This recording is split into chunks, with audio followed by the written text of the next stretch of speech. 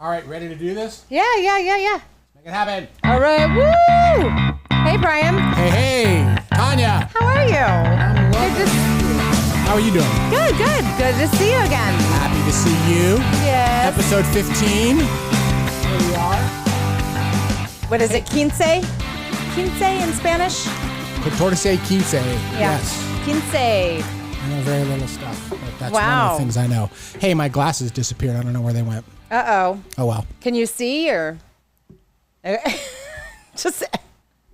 If you need to read something, just say, Tanya, what's the next thing? Now you just see you like know what, though? My tiredness in my face. No, you look great. But it's going to be okay because this is going to be a quick episode, everybody, just to let you know, because we are so deep into level 6 beta right now. Right, level 6 beta. Yeah, so it's it's moving right along. It's moving along very successfully. We have some great beta testers that have just been so cooperative and so generous with their time, and so you're actually getting everything that you really needed. You, Renee, David, Paul, Ray, everybody's getting everything that they really... But the customers are getting what they needed. So one of the things that we expressed some concern about, as we talked about it, is, there's a servo update that's required. Mm-hmm. And some people want to do it yourself. You need a pick programmer. You need some other things. So I put together a little guide. It turns out people are very successful at doing this, which is really nice. And that is so good to hear. That's an option that I know all of us wanted to have. Yes. And we, the jury's not in yet, but so far it looks very promising that we might be able to have this as a DIY option. We will absolutely, if you want to send it in to us, you're not comfortable with Pick Programmer, very I happy understand. to do it, yes. Totally happy to do that. Yes, very much so. We'll be here for you guys. Be here if you don't want to do it, but right. Turn it around. So but I've got a couple coming to me. Actually, I got one coming to me. Okay. I think maybe another one, but everyone's really good about it. So awesome. Very fast. So turn it around. I've been really happy. I'm on the beta group testing website that you guys are doing. I'm just not interjecting or anything like that, but it's been everybody's been great. Yeah, I've been watching it, and everybody's really happy about this. I mean, it's like they're just like, oh my gosh, why wouldn't you do this? This is amazing. Right. Yeah. We've been working. Well, we've been testing this. I've been testing this for 2 years. long time. I know. And only recently did we get to a point where we felt it was really solid enough to get customers involved, and I think that work has paid off. Yes. Yeah. Well, hats off to you, Brian, and David, and Paul, and Renee, and Ray. Those are the guys who are really doing all the real work. Yeah. Right? I'm just the schlub using it. And well, saying, you're here's testing what works. it, but you're testing it in real environments. Yeah. That's true. So that's just as important, I think. But now, speaking of real environments, I want to point out Jim Turpin sent us a picture. I want to point us out. Him and Phil Mintz. I hope that's right. Phil Mintz. I actually know both those guys. So they have two Losmandy GM811s at the Grand Canyon Star Party. Woohoo! I think this is recently. Looks great. Hats off. I don't recognize the counterweight, but it looks beautiful. Yeah, a lot of people, they just want stainless steel, so we were thinking about doing it, and I really wanted to, but we just had to not do it. We decided expensive. It's expensive, number one. And getting more expensive. Yeah. But we just don't have the time to add something else to the machine. Right. Yeah, so we're going to stick to the iron ones that we make, and people seem to be okay with it, but if you do want something different, the stainless steel ones, people decide to do that Let me themselves. point something out, by the way. Mm-hmm. There was somebody a customer who, this is in the Gemini 2 user forums, that pointed out that, and there was a discussion about this, but they started out doing polar alignment using their iPhone. And it's just to kind of get a rough, use the compass built into the phone. Okay. And it turns out that the iron in the counterweights actually affects the compass pointing. That is so crazy. And not. I mean, it makes sense, but it's so crazy. So there was a whole discussion about this. Is that magnitude? It's magnetized to it. But the thing is, it does affect. I mean, and our mounts aren't any unique to anybody else's. Right. But if you are going to do that, you probably want to step away, maybe 10 or 15 feet. It'll probably minimize that kind of thing. But anytime you're around any type of metal, that kind of stuff. Nice tip. It's just not going to be that accurate. So that was an interesting conversation. Yes. Yeah. For us to have. Okay. Well, like we said, it's not going to be that long of an episode today. What we're going to do, is do some fun, cute questions and answers that we common questions that we got. Yeah. So over the past, I know that we've done this episode a year ago, but we're kind of, each year we're getting new questions. That's true. So, There's but never first, for lack of any questions. Yes, that's right. We're always learning. Which I have an exciting little announcement today that I got from a customer, and it'll be really neat to tell you. But we're going to start with. Do I know about this? Yeah. Oh, okay. All right. Well, I'll look forward to it. You just don't know what we're going to talk about. Oh. It's about it because I've discussed it with you and I've kind of showed you on videos, but you don't know what I'm going to talk about yet. So, okay. But we're going to stick to our segments, which Tea Time with Tanya. Tea time. It's tea time, it's tea time, it's tea time, it's tea time, it's tea time, it's tea time. So what's for tea today? Okay, so what I'm going to talk about, the last episode that we talked about, we're going into summer right now. And this is my friend's wedding was a few weeks ago. Okay. And so she loves like local honey. She loves bees, actually. Yeah. She bees loves very it. important. She has a bee tattoo. She got me my bee necklace for my birthday. Like she's just bee towels in her house. Like she's bees. Okay. She's a beeholic. She's a beeholic. Okay. So we made for the memory, the memory gift that you put on everybody's thing. Some people put mints or matches. Like a guest gift at the wedding. Yeah. Okay, It's like a memory thing. So we did, I sent you a picture of this. We did these little honey jars. Okay. This is so cute. This is it? Yes. So she went to the farmer's market and got local honey. Okay. And then on the top there, it says Gimberly and Gimberly. Gimberly.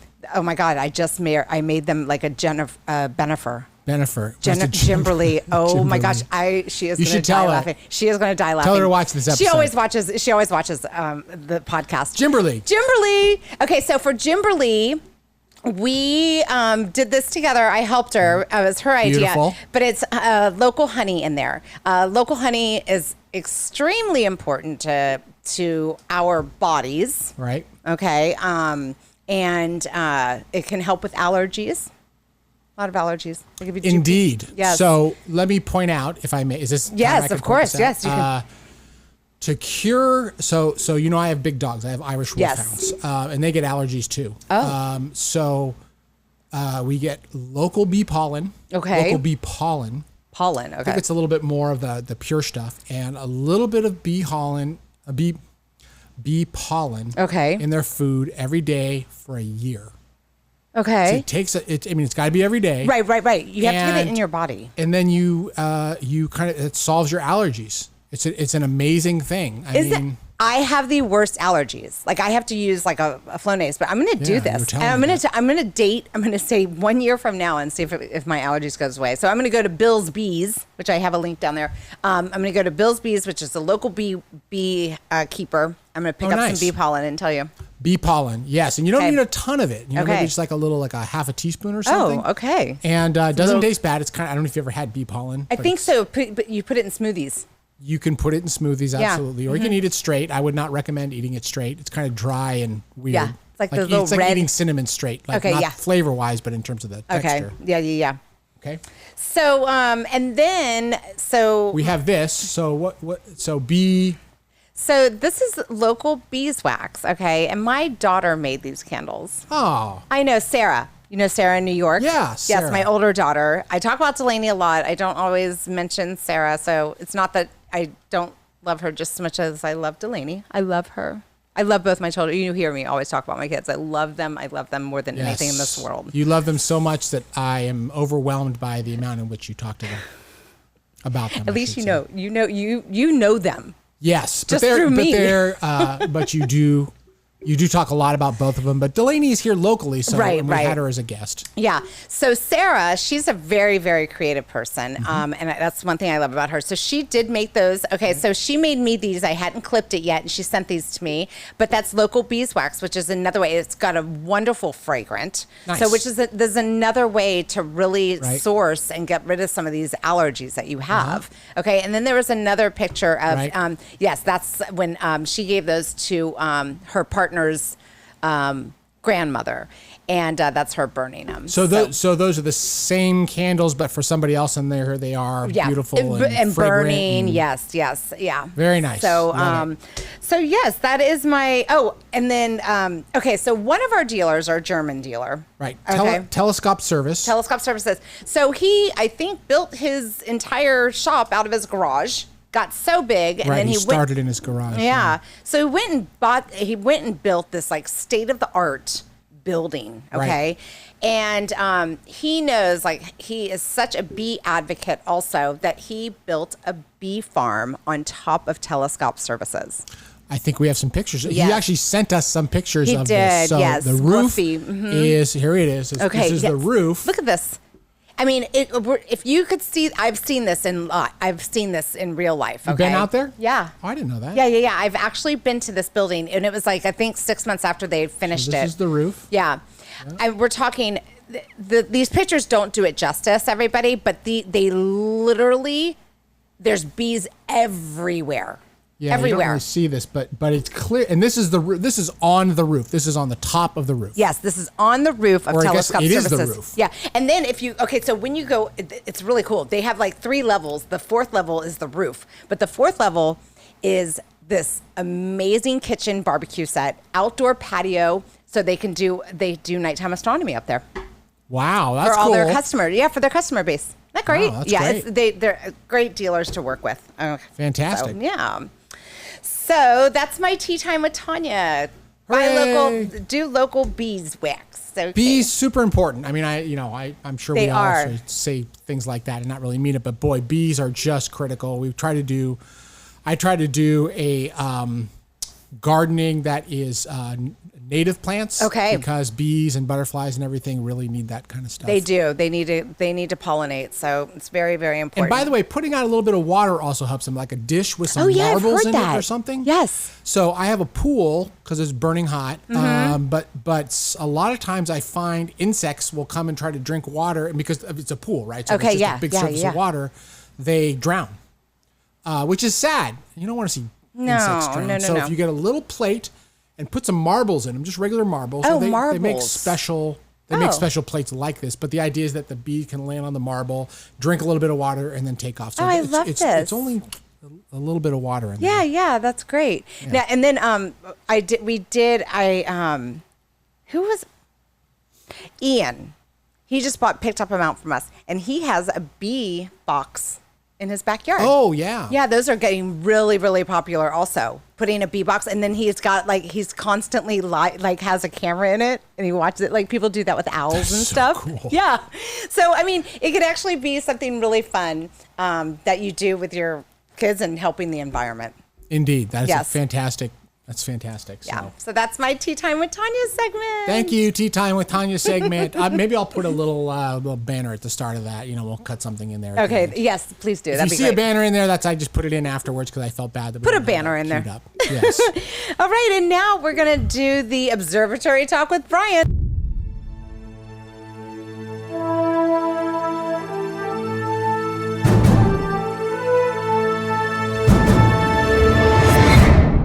And this is going to be a continuation of your backyard observatory. Right. Right? So I'm in a place where I'm not going to be for a long period of time. I might be about a year, but I do so much. I mean, I probably work on maybe 2 or 3 different mounts a week. A day. Oh, I would even say. Well, I mean, every day I work on right. at least 2, maybe 3 mounts, but it gets hard. You have to set up tripods, pull down tripods. I've got a lightweight tripod. I've got a heavy duty tripod. Right. They're all great, but I really wanted something that was a little bit more kind of set and forget. Okay. So I ended up getting these piers. These are piers from SkyShed. They come out of Canada. About $900 each. I think it's about $100, $200 shipping. I forget exactly. Not bad. Okay. And look great. They did show up. One showed up a little bit banged up. It's not that big of a deal because I didn't really get them I didn't get them for the looks, but incredibly well built. Gotta thank those couriers. Well, love the couriers, but sometimes this happens. But by the way, UPS delivered it, which I know you love those guys. Just so you know, I mean, look, the everybody works just, very, very yes, hard. yes. But UPS, it seems lately more than any other carrier Hasn't been kind to us. Has stuff has shown up, beat up, that kind of Yeah, stuff. so. So I ordered 2 of these piers. One clearly had fallen out. This is the one that I pointed out there. And they'd put it back in. The other one, the shipping label fell off. And it was delayed by probably 2 or 3 days. Oh, wow. But that being said. Yeah, I mean, yeah. So you just knew when you got that, you knew that SkyShed did not send it to you that way. That would not be the way that he would send his quality. Well, also because the second one showed up and it didn't fall out and it looked much better. Right. Okay. But here's the thing, right? Okay. So this is I believe it's an 8-inch diameter pier. They make a smaller one. I wish I had gotten the smaller one. Okay. Just because not only is this 100 pounds on the pier. But when you're rotating around, don't you have to consider Well, you that? got to sort of physically move it. But yeah, when I'm setting my limits, I realize that there's a plate that goes with this. So this comes with it. You order, the plate with the various hole patterns. And of course, now you have to consider that. So it sticks out. It sticks out about a good 12, 14 inches. So normally where I might get to, my limits might be like 98, 99 degrees, somewhere in there. It's now 94. Okay. 95 maybe. So it's not a huge difference, but it's every little bit. Yeah. Every little bit matters. Counts, yeah. At any rate, but this is how it ended up looking. That's a good tip. That's a good tip. I want to point out that I did this a little bit differently because I didn't have the opportunity to dig up concrete. Normally you would dig a hole, go with concrete, you would, drill a hole 3 feet deep. I'm not doing that. So what I did was I used these, I took a different approach, and you'll see it here. Right. These are, they're basically concrete screws from a company called Simpson. They're called Titan HD screws. Okay. And it is no mean effort. So in order to do this, I had to get a hammer drill. I know this looks like it's bent, but it isn't. It's in there loose. Okay, I see. So what a hammer drill is a combination drill. So you sort of drill a pilot hole into the cement. But then it's pounding it at the same time. Okay. Exactly. It's pounding it at the same time. I mean, pretty much basically what it sounds like. I didn't know you knew drill. that, 'cause I've never even heard of it, but I just kind of figured. Sometimes I think of some genius ideas, which you're going to see a genius idea I came up with. So concrete, that's true.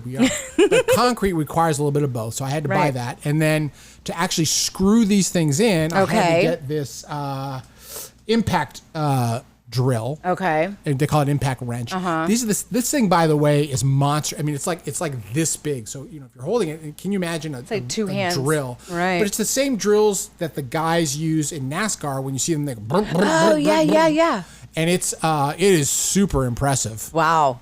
But in order to get these screws, drilling them into concrete, you need some serious torque, and that's the device that I needed. So I had to buy those. Okay. And then I ended up drilling these holes, these pilot holes. Okay. You can see that I drilled them in there. Water certainly helps to make that easier. Okay. Because they heat up. Right. Yes. These are the Titan HD screws.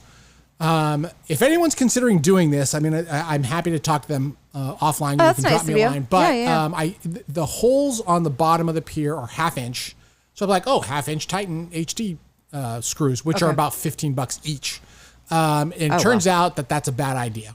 So because it just barely fits, and then I really screwed up this first one. But for this second one, I did 3/8 inch, and it worked perfectly, and it was really easy to do. Again, these are probably about $8, $9 each. But when I finished screwing them in, I mean, that thing was solid. It was crazy. So now, are you eating the nuts in, or no, that was to hold that was to hold the water. Okay. For doing all that kind of stuff. So at any rate, it did end up looking well. Wow, look at this setup, Ryan. So these are the 2 piers. Okay. Because now I'm kind of operating 2 G11s here, and it's actually set up it's ready to receive a G11T. It's on loan right now. Yes. But the second thing was, how do I go from kind of using what, though? That's covers. why you chose the 8-inch. Because the G11T, you have to have an 8-inch diameter. It will fit either. The plate will fit either, and probably will support that. But I just always it wasn't that much money. And it wasn't that the difference in price and difference wasn't that much, and I'm like always just the more is better. That's right. Okay, who doesn't made sense? think Yeah, that? yeah. But I got I forget the brand of this. Does this say that like something Logic? Something Shellet Logic. Shelter Logic. Okay, so it's a Shelter Logic, but it was a temporary car garage that you pop up. Yes. So this cost me about $250. It was half off on Amazon, and it had a metal frame, of course, that you can see. Yeah. So I built it out. So this is a 10-foot wide by 15-foot long by 8-foot tall thing. So building a actual roll-off roof observatory would probably cost me, for something that big, a tough shed type of approach, which is a semi DIY, might cost me between $7,000 and $10,000. An actual roll-off one would certainly cost me more than that. Oh, right. So for $250, I'm like, I'm going to give it a shot. You can't beat it, right? Give it a shot. Like you said, if you're only going to be there for a short time, this is a great temporary solution. Well, we'll see, right? So, but I want to point out that is it tied down somewhere? well, I'm going to talk about that in a second. But like, you always say it's there's so windy. there's a steel frame that I put together. It's a 2-person job, by the way. You should pay attention. If it says 2 people, you should really use 2 people. Me, I'm always doing 1 person. That's who I am. So it takes me twice as long, it's twice as aggravating. But that's how it is. So, and then you sort of, you put this together. Now you can see previously I used a umbrella to keep the sun off of it and things like that. But, and that's kind of the way it looks right now. I love it. Now, you can see down here below, I have some boards with wheels. So my plan was to take this thing and put it on wheels, to put it on two sort of just wheels, and just sort of move it backwards into the second part of the yard. So the whole thing moves back. Okay. It's a car garage, right? So one end is open and you zip it down and close it. But so it turns out that 1 wheel on each is a terrible idea because it's so wobbly, right? You try to, with 1 wheel, it falls over all the time. So I'm trying to drill it in and get 1 person. So I swapped that out for a 2-wheel approach, which I think is on this next one. Well, this shows you more pictures of kind of what it looks like inside of it. I love it. And then here's my 2-wheel approach. They're slightly offset, but they're enough that it's still, when you flip it over, it stays there.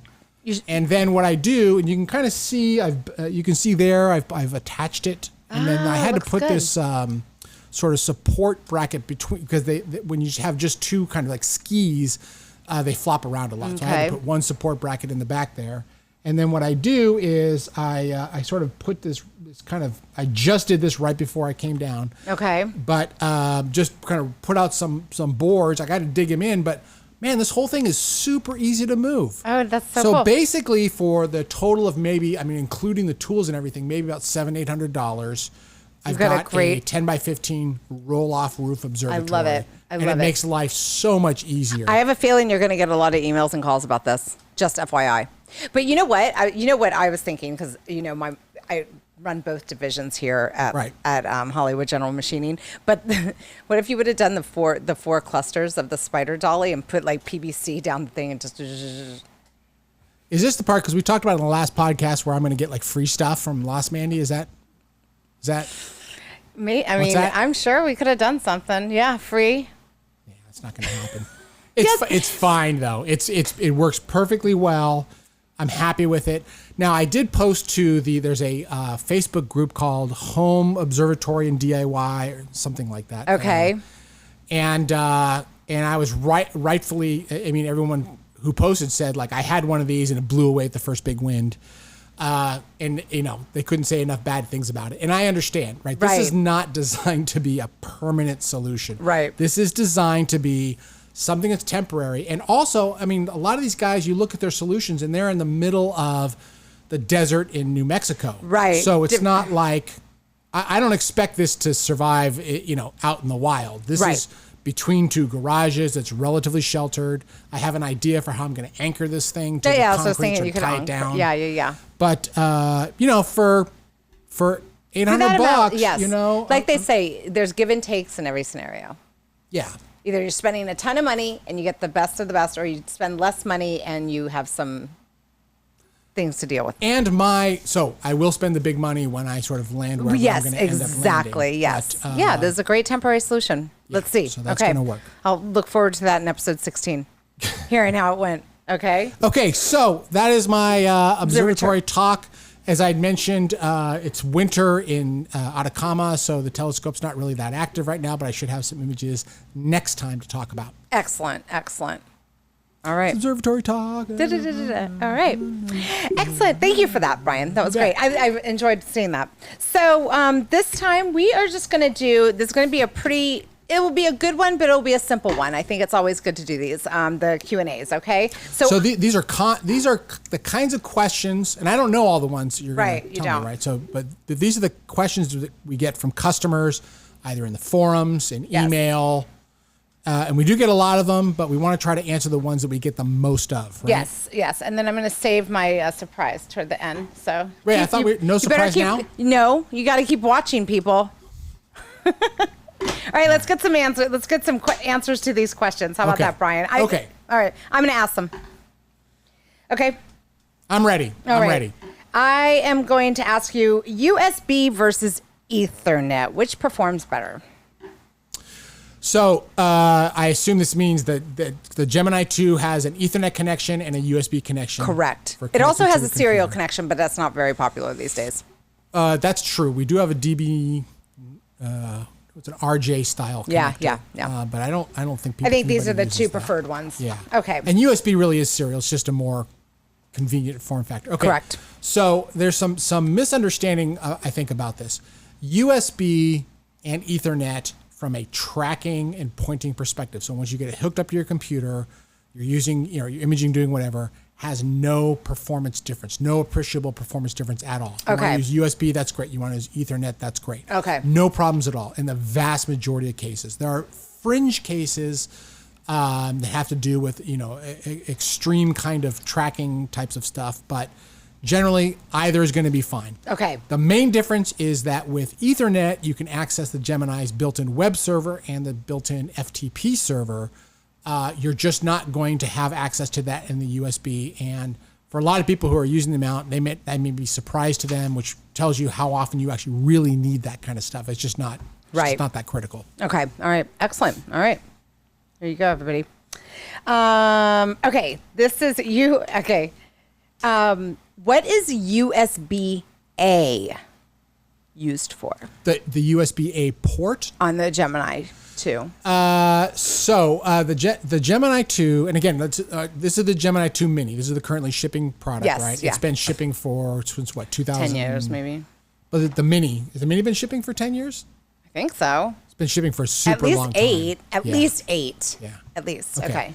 So there's two USB ports on the Gemini.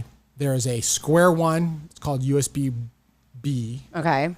And that's the one that you use to connect your Gemini to your computer if you're using USB.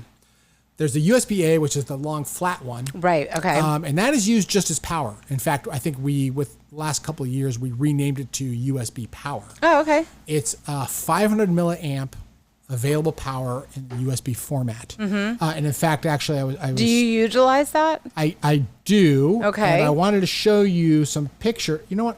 I don't have these pictures. I don't know what happened to them. But you can use that to power things. Okay. Like, what do you use it for? So you can, and this is something we're working to improve on with level 6 beta. Okay.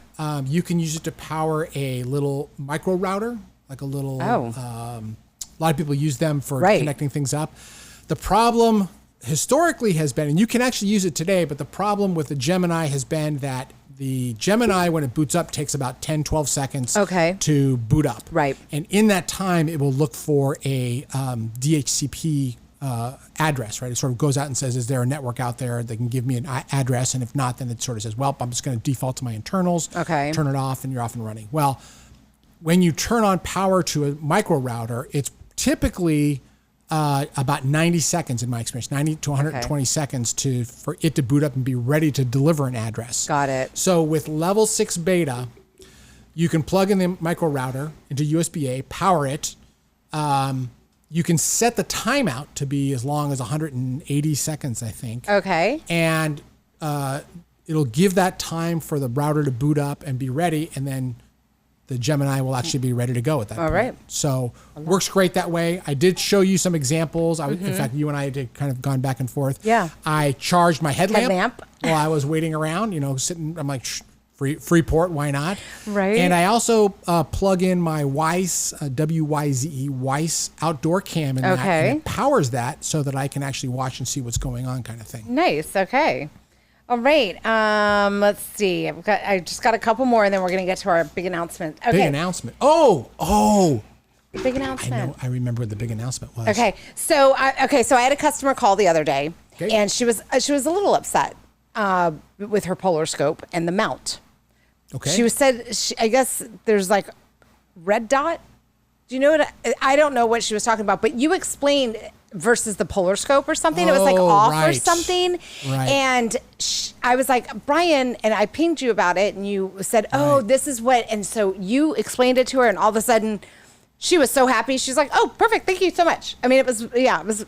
Right. So there's some confusion there. The basic. So her concern, as I understood it, is she said, I don't understand what the deal is with your polar scope. Right. It seems like it's a terrible approach. It seems like it's like I don't understand it. I use like Red dot, Ioptron. yes. It's a red dot type of, but it's a different kind of reticle. Okay. And in fact, what I'm going to show you is, so here's let me see, can I do this? Oh, okay, yeah. Oh, Okay, yeah. so there's you an can see example of it, right? This Okay. is, so you have an app.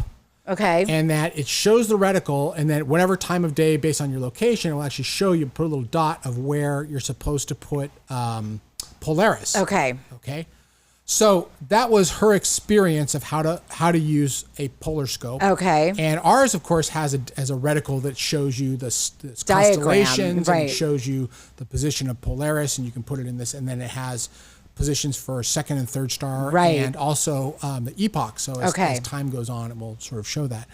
So it was pretty obvious. I mean, it's pretty obvious that you can use this type of application, right? The one Yeah. that I gave you the example of here, and just if you see here, kind of rotation wise, it sees that Polaris is right here. You can just rotate the reticle in the Losmandy polar scope to be at that angle and just position Polaris at that point, right? So it's very easy to use that as a reference and just move it over. Got it. But that is going to give you a certain amount of accuracy. Okay. And it might be enough for sort of wide field types of applications. But, our polar scope was designed with additional epochs and additional alignment stars, second star and third star. So that if you really Little want to bit dial more it in, accurate. it's going to actually be more accurate. Got it. So a lot of people use polar scopes for visual where polar alignment isn't super critical. If you're using it as a starting point for imaging, any of that stuff's going to be fine enough because you're probably going to want to refine it either with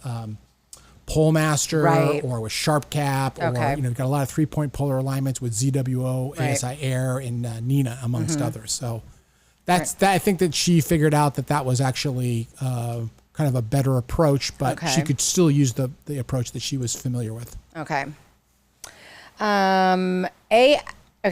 ASI move command for polar alignment. Why it's so slow? Right. So we had talked about this. I think we kind of talked about it in passing in the last podcast with Jim Potts. Okay. Yes. He was a big ASIair user. And the issue that we've heard is that, hey, I use the polar alignment feature of ASIair, and when it goes to do different things, Okay. It attempts to move the telescope, and it goes incredibly slowly. Right. Okay. I remember And that. why is that? And so what it turns out is that there's a bunch of different speeds that the telescope can operate at. Imagine, kind of think Okay. about it like gears on your car. Like Right. first gear, second gear, third gear, fourth Okay. gear, right? So the car, obviously, we got automatics now. So I guess you got first, second, third, and drive, right? Which is Okay. kind of everything above that. When you command a telescope to move, you can kind of tell it what gear to go in. Okay. ASI, when it does this polar alignment, kind of uses a mode called move, which is kind of like, think about it like second gear. Oh, okay. So it's designed to move slowly. Now, why ZWO chose to use second gear as opposed to just slew or something else? I mean, there's a lot of reasons I can conjecture about, but for whatever reason they do. Okay. So if it's going too slow, you can actually set the speed at which our move command goes at. There's actually in the hand controller, you can go to rates, and you can set the move to, I think we figured out that if you set it to 500 from its default, it will move fast enough, and the ZWO ASIAir polar alignment routine works perfectly fine. Okay, so that's a good complementing number for both to both work well together. Yeah. Got it. Okay. Yeah. Very nice. Now, here's a couple of questions that you put down here because you must get them. Yes, we get a lot of them. Okay, so J2000 versus JNow. Which one when setting up? I think it's J2000. It's a checkbox, right? It's a checkbox on the Gemini 2. Checkbox on the hand controller, right? Yeah, and there's also in the Gemini telescope. So the short answer is don't change anything from the defaults. Oh, okay, so it's a default setting, and that's where it should be at. Whatever the default's in, and I think it's unchecked, right? But the thing is, people, a lot of folks who get kind of read a lot about this, and they think, okay, I've got to choose J2000, or I got to choose JNow. Right. It doesn't work that way at all. Right. The way so these are what are called epochs. J2000 exactly. is so the star positions in the year 2000, and that's where almost all, with a few exceptions, but all the catalogs we use to find objects. That's what NGC, of the sky. Right. Is 2000. The year 2000. That's where it was in the sky. Right. You can't have a catalog that's now because there is no catalog that's now, right? We don't produce catalogs instantly and have them all totally accurate. Right. So, but Makes we do understand the movement, the celestial movement, the bodies, and we can calculate where they're supposed to be now by doing an offset from J2000. So in reality, when you do plate solving or you do catalogs, J2000 is what the catalogs are, and then Gemini understands it's going to receive a J2000 number and do a calculation to say, well, it's actually going to be here now, and that's what I'm going to do. We're in year 2022. We need to move it over to this area. Yeah, and I want to say it's typically it's like on the order of 4 to 5 arc minutes or something difference or whatever, but a lot of folks, we love this hobby. We love to learn about it. We love to read as much as we possibly can, think they have to sort of set everything a certain way. Right. And then that's usually where people run into trouble is they think that I've got to set it up a certain way ahead of time and then it's not working. Right. And the telltale sign for this is always when you're doing plate solving, it gets close, but it never quite gets there. It's always about 4 to 5 arc minutes off. Got it. Okay. Yeah. Good tip. Okay. Okay, I've got 2 more questions, and then we're going to move on. Okay. Sorry. We just got a quick one, this one. Okay. So what speed is the Gemini default? I think can I guess? Yeah. Is it 800? No, it's a trick question. Oh. There is no default speed. Oh. So, remember when we talked earlier about this notion that the Gemini, like a car, has certain gears, speeds, right? So, there is a guide speed. There is a centering speed, C for centering, a move speed, and a slew speed. Okay. And those go from slowest to fastest. So slew, of course, you're just trying to get somewhere in the sky. There is some difference in terms of precision about that because when you're slewing, the goal is not to go so slow that you're just you could be going way over. Right. And yes, there are numerical values for exactly how fast those go, but folks sort of assume that when they look at the hand controller and it's got these little buttons that says move or center or whatever, that somehow the Gemini is in a gear when you're saying, move or, slew to or something. And that's not at all how it works. Okay. What happens is when a planetarium program or imaging program says move, it will specify the rate at which it moves. Okay. And then says, go. And again, I'm kind of greatly simplifying that, but essentially that information comes from the requesting application. Okay. It says go to these coordinates and kind of go at this speed. Okay. So there is no default speed that the Gemini is in. That's just that what you see in the hand controller is actually just a function that if you use the hand controller to move things, it's going to move it at that speed. Okay. So one of the common issues that we have for people who are just starting out, they take the hand controller and they press the buttons and they can't see the mount moving because it defaults to guide speed. Okay. So sometimes that's a little bit confusing, and you will never see guide speed move with the hand controller. You got to put slew or center or move or something like that. Got it. All right. Nice. I hope that makes sense. To me, I'm sure to people out there it does. All right. Okay, so this is going to be the I'll last take that one. as a no.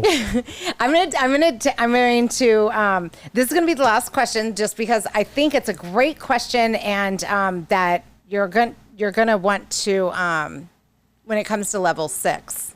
Okay. Because level 6, we may or may not be including a hand controller with the system any longer. Is that kind of a goal of ours? Because not a lot of people use the hand controller anymore. Yeah.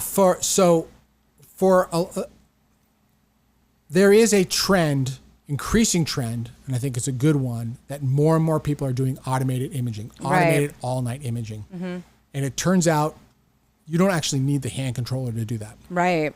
And in fact, once you have the system set up, you don't need the hand controller at all. At all. You can unplug it and put it in your pocket or do whatever. Right. I haven't used my hand controller. I years. talked to this lady and she was like, I don't even know where that thing is. So I think our notion is that in order to make the system more affordable, we may make the hand controller optional. Right. And because we've been needing to raise the prices, but that's something Scott really doesn't want to do that. And maybe a way to get around that is to eliminate some of the things that people aren't using. If you're not using to make them optional, right? Right. So yeah. But if you're not going to use it, why am I paying for it? Right. So there is a default setting that we need to change in terms of starting up the mount. But really, if you don't need a hand controller, we don't want to have to force you to buy one. I mean, it's not cheap, right? It's not expensive. They're not. They're expensive. Yeah. They're expensive for us. Well, people don't know this, but the hand controller is actually, it's the same computer as it's in the Gemini, right? It's actually got a little processor in there. It's got memory. It's got a little SD card that runs a little program. So it is a pretty sophisticated touchscreen computer. Yes. But as I mentioned, if your goal is automated all-night imaging, it's really going to be not required. Right.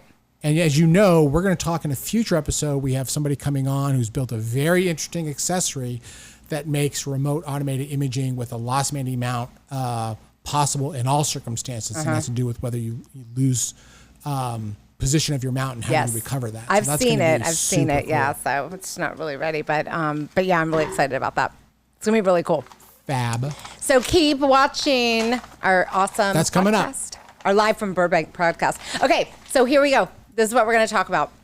So I had a customer call. Actually, we've had quite a few customers been calling lately, and they are asking just for a mount, no computer system. Okay. Like just a mount, or they really, really want our Alt-Az mount. But remember that we only produce that one time a year, and it can be frustrating to all of you customers. And I understand that. Right. This is the ASIAir mount. Right. Okay. And it can be very frustrating for the customers. Okay. And Tanya, as my genius self does, I try to help get everybody out there.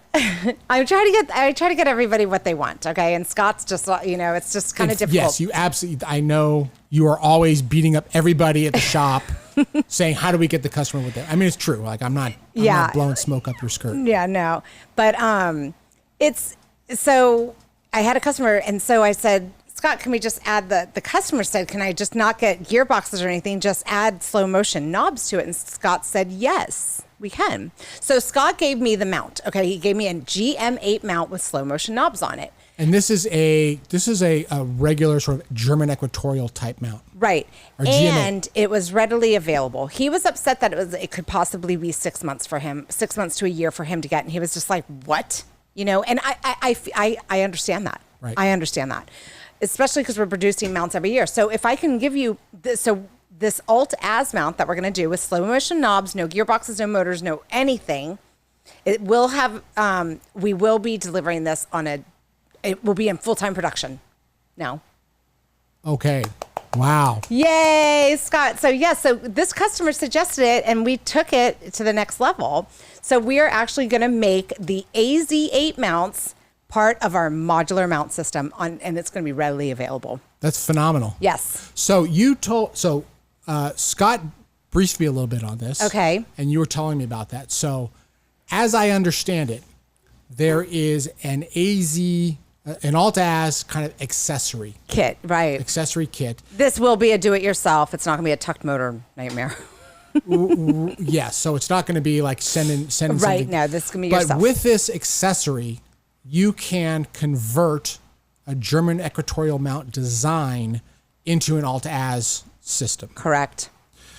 And so it's going to be sold as a standalone accessory kit. So if someone has a one of our modular mounts, the GM8, GM8 11, G11. GM8. Yeah. Yes, G11. Probably not the G11T. No. Right. Can't do that one. Right. But you can use this accessory and turn it into an alt-az mount that actually has tracking. Yes. If you decide to use that, okay, so you can purchase this mount, this ASIAir modular mount system without the electronics, and then upgrade to that go-to system if you want to, or use it as an alt-az mount electronically. Right. So it's just, it's just such a wide range of how you're going to be able to use this mount. You can use it alt-az with slow motion knobs, alt-az with electronics, or turn it into a German equatorial mount. Okay, so let me sort of back up then, because I think that's even better than what I was thinking. So the AZ8 now, as the current design, is not really going to be the design going forward. At least that's the plan. Okay. Right. We would like to make this part of our modular mount system so we can get these alt-azimuth mount to all these customers quicker. Right. So it's so you can buy an AZ8. Which is basically based on the GM8. Yes. With this accessory, it will show up without the motors, without the Gemini. It's a push-to type of mount. There's no tracking. You slow have motion knobs and slow motion knobs. Uh-huh. And not only will you get it quickly, because this sort of based more on the GM8. We're still at the 2 to 3 month time frame right now. Okay. But that's what's the AZ8 time frame? It's like crazy. a year. Yeah. It's just So that's one thing. The second thing I'm guessing is that if that's true of the GM8, will we have basically the equivalent of an AZ11? Yes, and an AZ811. Really? Literally, yes. This is going to be, I just, do you see, Tanya, genius? Genius ideas. Okay, so. Just kidding. Okay, so, but yes, this is the whole idea. And then, like you said, you can use a computer system. You buy the Gemini computer system. You can use it in alt-az mode, or drop it down to a German equatorial mount and take off all the kits. Right. Okay. Yeah. So you can. So soon we will have an AZ8 and an AZ11 that is based on the German equatorial designs. Right. If you buy it, if you want to buy it as a pure alt-az. No motors, no Gemini, no nothing. Just works kind of the same. Right, and it's going to be about the same. It's going to be a very, very nice price. Okay, good. And then we also have, you can buy it with the motors, and with the Gemini. Yes. Presumably. I'm sort of making this up. I don't know if this is no, the that's case, true. but This is it. You can certainly use it with the motors and the Gemini, and the Gemini has an alt-az already mode in it, already built into it. Yes, it's existed for a while. Yeah. So you can have an alt-az mount, like a AZ8 or AZ11, motorized. That's motorized. That will actually do the tracking. Yep. You can use it as a push-to. Yes. Presumably you can use it as a go-to. Yes. And then if you want to then convert that into a German equatorial mount, like a GM8, G11, so forth. At that point, take the kit off. You take the accessory kit off, and you're ready to go. Your German equatorial, yeah. Wow, so that's kind of a really interesting accessory. Yeah, we're kind of making our modular mount system just the next step. So how do I guess I'm really curious how people feel about that. If you want to put some comments, please let us know. Yeah, because if it's not a cool idea, maybe I wasn't so genius. But it sounds real. It in what I just understood. it sounds really exciting. So please, drop a comment in the comments below. Let us know what you think or what questions you have, and certainly we want to hear from you about that. Yeah, and one last question before we go. Okay, this is something I don't know. Alt-az versus German equatorial. Why would you want to do one over the other?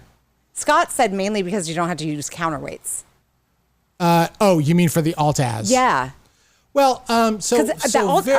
So very generally, alt-az is great for visual because the tracking requirements are not significant, and in particular, as you are viewing an object across the sky, there will be frame rotation, but it doesn't matter because you're just looking at the thing in the middle, right? Okay, So okay. that's perfectly fine. When you're imaging, you can't have image rotation, right? It's got to be the same framing. It's got to kind of the frame has got to move with it. And so the German equatorial design is designed to do exactly that. Got it. Now you can get an alt-az mount and a wedge and sort of kind of jerry-rig it that way. I don't Okay. think jerry-rig. It's not like a terrible thing. Right. But typically, if people are doing imaging, you want a gem. And if you want to do visual observing, you want it alt-az. There are some of these hybrid situations, but kind of generally that's the notion. Okay, Right? So got it's it. cheaper to do alt-az. Right. You don't need motors. You don't need all these other things. But with a solution like this that we were just talking about, you kind of have a lot of options in between if you're doing Yeah. visual or observing or imaging, rather, I should say. Yeah. And it's really kind of interesting. I'm really excited about it. So, I mean, it should be. Scott said he's working on that kit now. Okay. I mean, he's really gung ho about it. He's on it. So I'm really excited about it in between all the beta testing. So, Yeah, Be he was looking really forward- excited about when he talked to me about it. He seemed pretty excited. yeah. So when he's excited about it, it will come through. Just like he was really excited about the modular mount system. That was a really difficult feat that we went through, but he made it happen. Yeah, So, it's fantastic. yeah. So to find out about these, you know how to do it. Continue to watch our podcast. Number one, subscribe to our newsletter, which is on store.losmandy.com. Go on the left-hand side, enter your email address. You're going to get an email from our subscription thing. Approve the subscription, or else you won't get one. Yeah, approve your subscription to the newsletter. Yeah. And we do a lot of newsletter stuff in there. We try to recap some of the most important things from our podcast Yes. series, but also there are other things that are important that we don't necessarily cover here. Yes. And hit that notify button on the YouTube channel. All right, everybody. And thank you for watching episode 15. It was great seeing you again, Brian. Is that it? Woo, that was it. All right. Quick and easy. All right, Fantastic. everybody. Here Thanks we so go. much. Have a great time. We'll see you episode 16. Woo. It's getting hot out here. It's getting hot in here. All right. Yay. That was fun.